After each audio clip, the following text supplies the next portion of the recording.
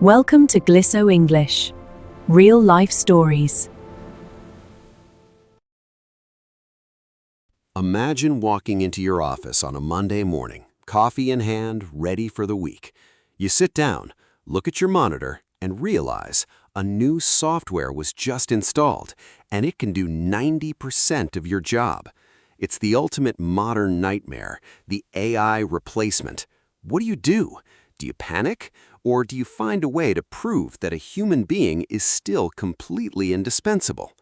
Today, we are diving into a gripping 10-chapter story about workplace survival, corporate negotiation, and human intuition. As we follow our protagonist's journey to save their career, you are going to learn essential advanced business English, persuasive vocabulary, and high-level idioms that will help you sound confident in any professional setting. Grab a notebook, hit that subscribe button, and let's find out if a machine can really replace the human touch. The rain drummed a steady, relentless beat against the glass facade of the office building. I walked through the revolving doors, shook out my umbrella, and took a comforting sip of my hot coffee. It was a typical, mundane Monday morning, or so I thought. When I reached my cubicle, someone was already sitting in my chair. It was Marcus from the IT department. He didn't look up as I approached, his fingers flying across my keyboard while lines of unfamiliar green code cascaded down my dual monitors. "Morning, Marcus," I said, setting my bag down. "Is there a system update?" Marcus finally looked up, offering a sympathetic, slightly uncomfortable smile. "Not exactly an update. Management ordered a company-wide rollout. I'm installing Aegis 9 on your desktop." "Aegis 9? What's that?" "It's a new autonomous AI system," Marcus explained, clicking a final confirmation box. A sleek, minimalist dashboard appeared on my screen. It syncs with your email, client database, and financial spreadsheets instantly. My stomach dropped. "But those are my core responsibilities. That's my entire week." "Well, now it's done in milliseconds," Marcus said, standing up and handing me back my chair. "It automates about 90% of your daily workload. Management says it's to increase efficiency." He walked away, leaving me staring at the flashing cursor. A cold chill ran down my spine. The office around me suddenly felt unfamiliar and hostile. Looking at the software efficiently sorting my inbox, the writing on the wall was terrifyingly clear. I was being phased out.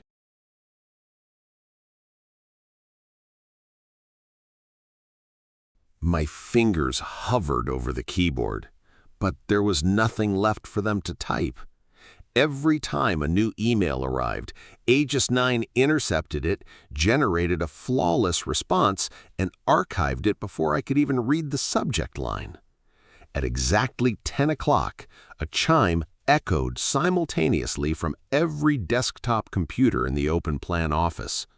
A company-wide email from our CEO, Mr. Sterling, had just landed in our inboxes with the subject line, "Embracing the Future."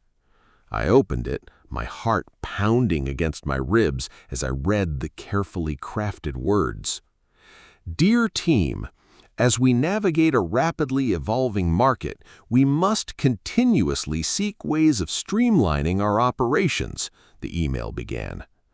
I chewed my lower lip, recognizing the classic corporate jargon immediately. "By integrating cutting-edge technology like Aegis 9, we are optimizing our human capital and eliminating administrative redundancies." Translated into plain English, it meant the company was preparing to fire people. The final sentence of the memo was the real kicker. "Department evaluations will take place this Friday afternoon to determine our structural needs moving forward." 4 days. I had exactly 4 days to prove that my presence in this office mattered, or I would be permanently deleted from the payroll. I looked around the room and saw my own panic reflected in the wide, pale eyes of my colleagues. The clock on the wall was ticking, and the countdown to Friday had officially begun.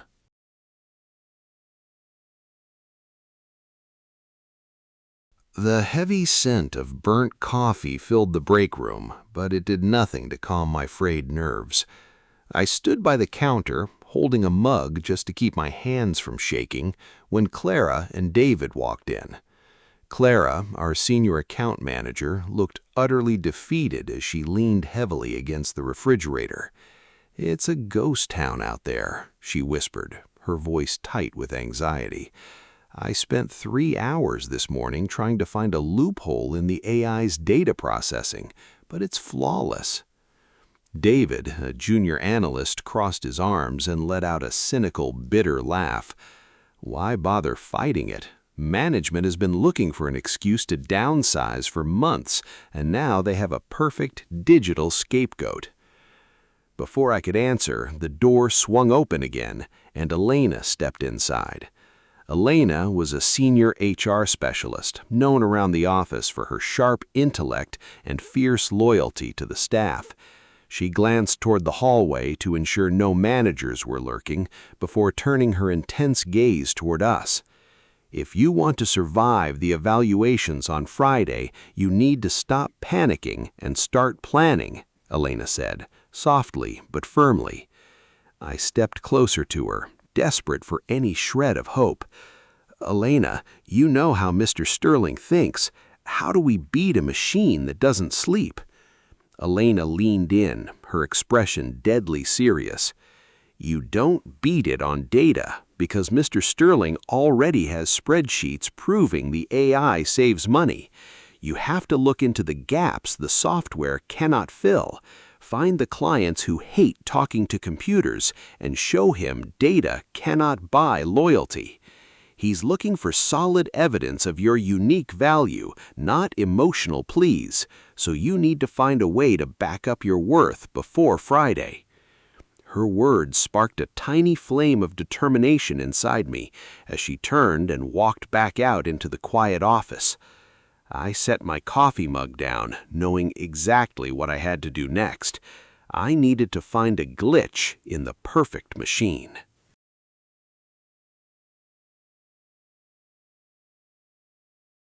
I spent the next morning shadowing Aegis 9, watching its digital eyes process a mountain of client requests. On the surface, the software was a marvel of speed and accuracy, answering questions before humans could even process them. Then, at 2 o'clock, a high-priority notification flashed amber on my secondary monitor. It was an urgent message from Mr. Vance, the owner of our oldest, most traditional family-run manufacturing account. Mr. Vance's email was frantic. "The delayed shipping costs are destroying our margins this quarter. I am incredibly stressed about this." Aegis 9 intercepted the message instantly, scanned the keywords, and generated a response within 3 seconds. "Dear client," the AI's template read, "according to Section 4B of your contract, shipping delays under 10% are within acceptable margins. No refund is available." My eyes widened in horror as I read the tone-deaf, completely clinical response.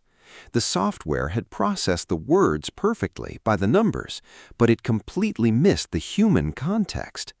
Mr. Vance didn't just want a contract reference. He was panicked, looking for reassurance, and feeling ignored by a company he had trusted for 15 years. 10 minutes later, a furious reply popped up from Mr. Vance. "After 15 years of loyalty, I get a robotic rejection? Cancel our contract immediately." The AI had just created a massive, costly liability because it lacked the emotional intelligence to read between the lines. I quickly flagged the email thread, overriding the system before the cancellation could be officially processed by the server. This was the oversight I needed. The perfect machine was completely blind to human nuance.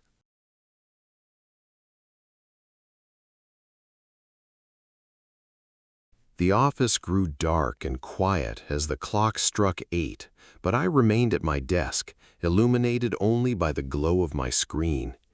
I opened a blank presentation file, knowing this document would either save my career or serve as my exit interview.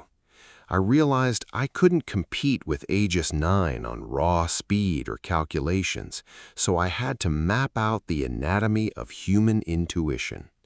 On the first slide, I typed a single question in bold letters.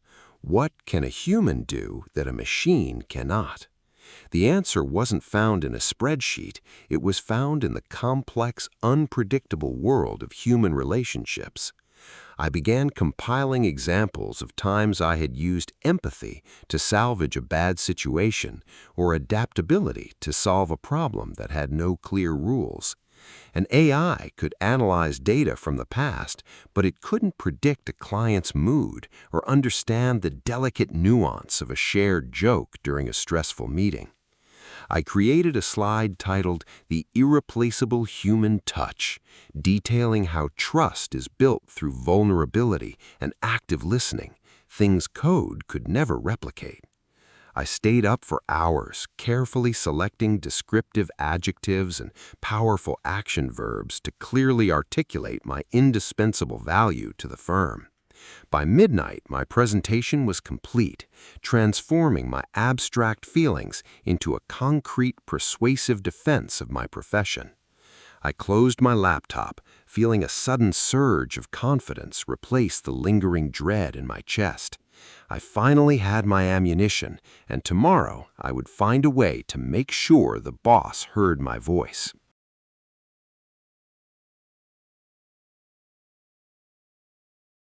The next morning, I positioned myself near the executive break room, waiting for the perfect moment to execute my plan. At precisely 9:30, Mr. Sterling walked toward the premium espresso machine, looking uncharacteristically tired as he rubbed his temples. I grabbed my empty mug, took a deep breath to steady my racing pulse, and stepped into the room. "Good morning, Mr. Sterling," I said, offering a warm, confident smile as I poured some hot water. "Ah, morning," he muttered, waiting for his espresso to brew before glancing at me. "Ready for the big evaluations tomorrow?" "Absolutely," I replied smoothly, seizing the golden opportunity for a quick elevator pitch.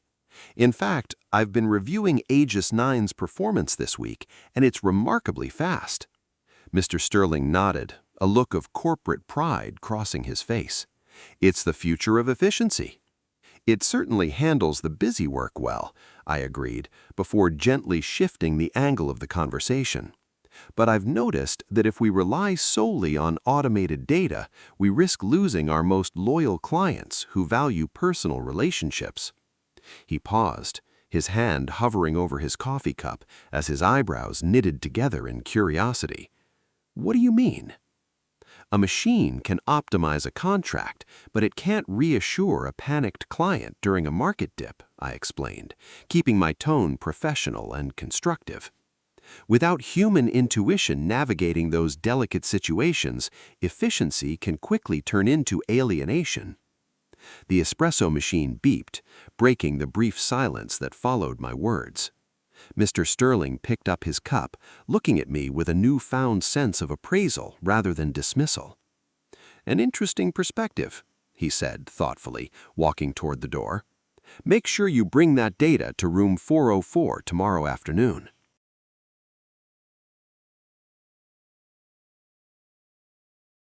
The quiet hum of the afternoon was shattered when my phone rang, the caller ID flashing the name of our most volatile VIP client, Arthur Pendleton.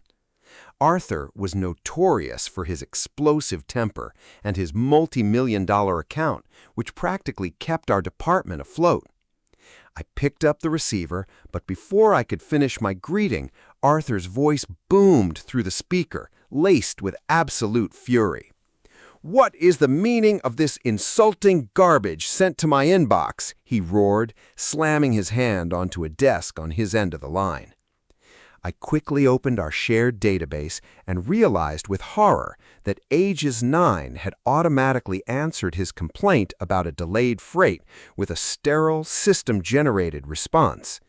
The AI's message had casually informed him that his delayed freight was statistically insignificant, completely dismissing his anger.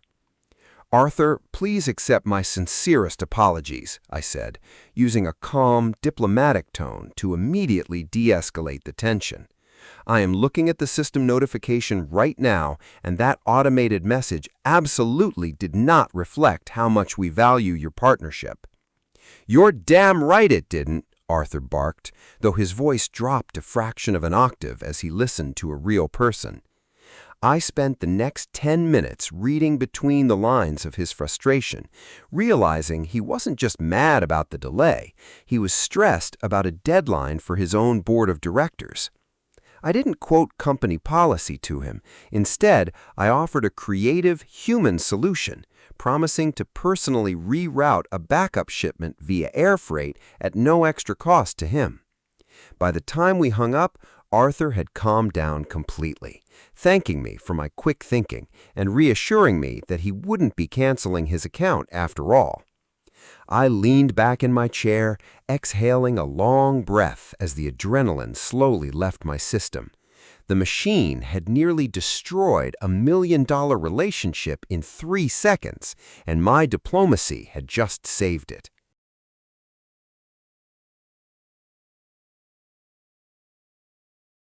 The air inside conference room 404 was freezing, and the atmosphere felt even colder. I sat at the long mahogany table directly facing Mr. Sterling and the IT director, who both looked exhausted but resolute.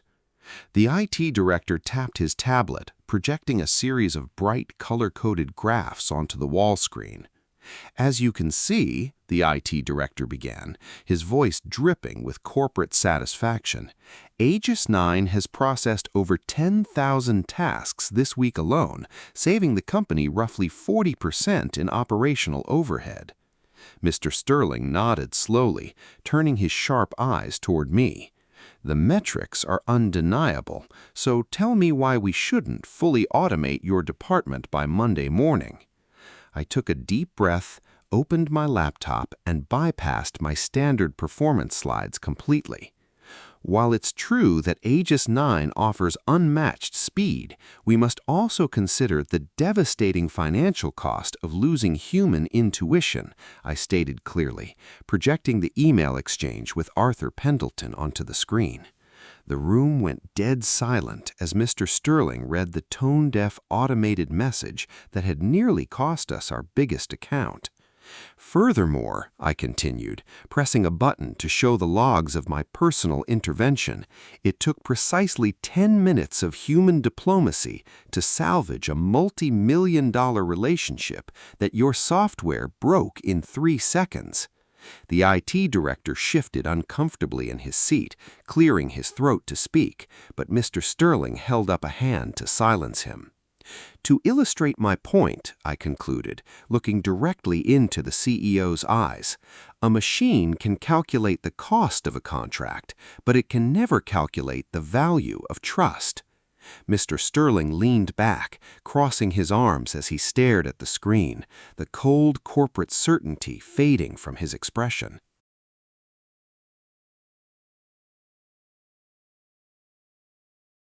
The tense silence stretched for what felt like an eternity before Mr. Sterling finally broke it with a slow, deliberate nod.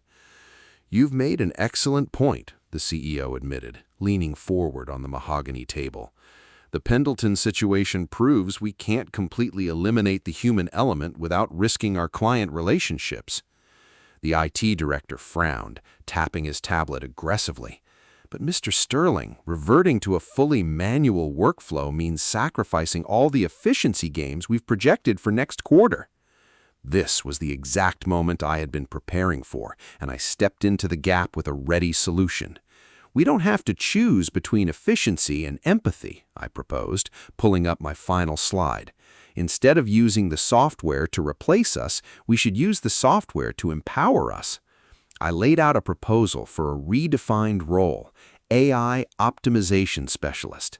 I explained how I could act as the critical bridge between the machine and the client, monitoring the automated workflows, handling high-stakes escalations, and teaching the software to recognize emotional nuance. We leverage the AI to handle the predictable, repetitive data, I argued, looking at both men. And you leave the unpredictable human relationships to me. It's a win-win scenario for the firm. The IT director stopped typing, glancing over at the CEO, who was tapping his chin thoughtfully. "An interesting compromise," Mr. Sterling muttered, a faint smile touching his lips. "You're proposing we meet halfway." "Exactly," I replied, holding his gaze with absolute confidence. "A sports car can drive incredibly fast, Mr. Sterling, but it still needs a skilled driver to keep it from crashing."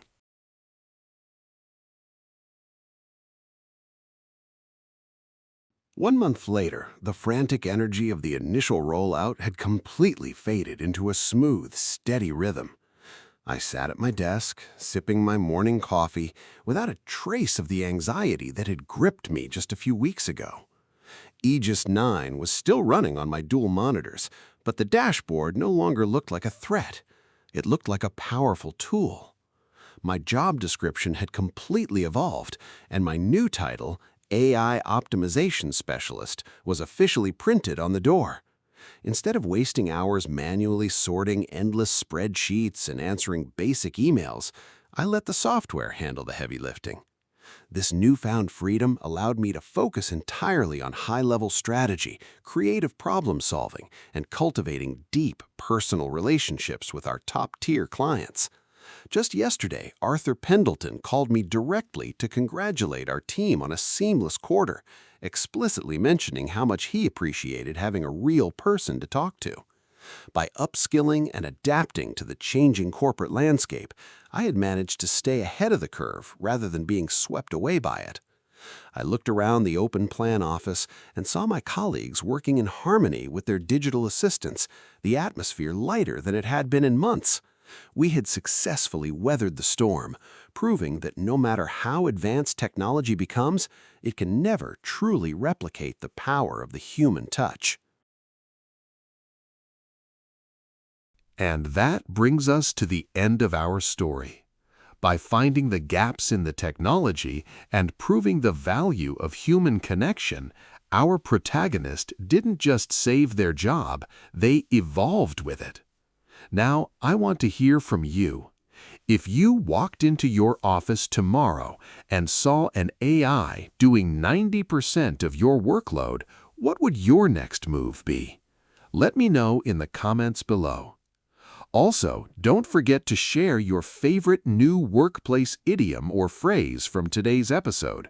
Was it reading between the lines, the writing on the wall, or upskilling? You can find all the vocabulary of the story down below in the description box.